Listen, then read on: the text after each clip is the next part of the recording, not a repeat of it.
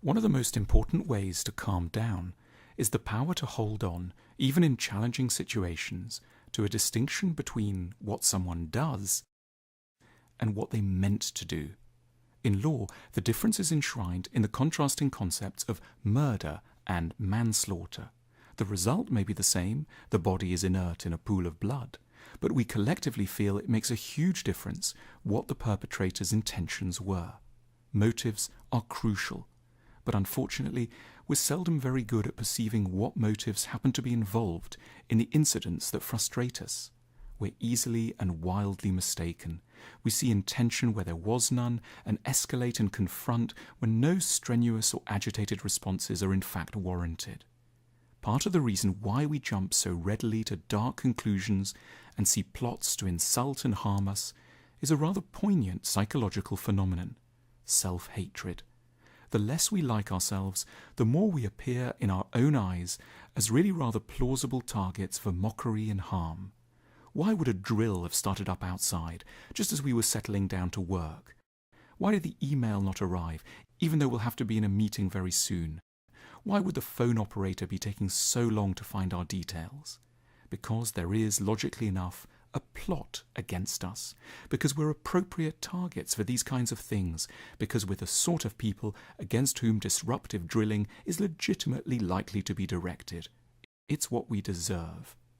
When we carry a background excess of self-disgust around with us, operating just below the radar of conscious awareness, we'll constantly seek confirmation from the wider world that we really are the worthless people we take ourselves to be. The expectation is almost always set in childhood, where someone close to us is likely to have left us feeling dirty and culpable. And as a result, we now travel through society assuming the worst, not because it's necessarily true or pleasant to do so, but because it feels familiar, and because we're the prisoners of past patterns we haven't yet understood. We'd be so much calmer around adults if we could resort to some of the unflustered poise we naturally use around children. Small children sometimes behave in really maddening ways. They scream at the person who's looking after them, angrily push away a bowl of animal pasta, throw away something you've just fetched for them. But we rarely feel personally agitated or wounded by their behavior. And the reason is that we don't assign a negative motive or mean intention to a small person. We reach around for the most benevolent interpretations. We probably think that they're just a bit tired, or their gums are sore, or they're upset by the arrival of a younger sibling. We've got a large repertoire of alternative explanations ready in our heads, and none of these lead us to panic or get terribly agitated. This is the reverse of what tends to happen around adults. Here we imagine that people have deliberately got us in their sights. If someone edges in front of us in the airport queue, it's natural to suppose that they've sized us up and have reasoned that they can safely take advantage of us. They probably relish the thought of causing us a little distress.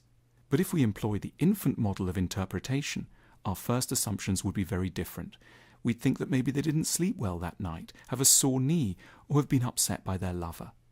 The French philosopher Émile-Auguste Chartier, known as Alain, was said to be the finest teacher in France in the first half of the 20th century, and he developed a formula for calming himself and his pupils down in the face of irritating people. "Never say that people are evil," he wrote. "You just need to look for the pin." What he meant was, look for the source of the agony that drives a person to behave in appalling ways. The calming thought is to imagine that they're suffering off stage, in some area we can't see.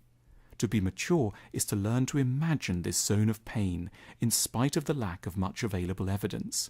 They may not look as if they were maddened by an inner psychological ailment, they may seem chirpy and full of themselves, but the pin simply must be there, or they would not be causing us harm. When others madden us, we need to imagine the turmoil, disappointment, worry, and sadness beneath an aggressive surface. We need to aim compassion in an unexpected place, at those who annoy us most. We must do that very strange thing, move from anger to pity.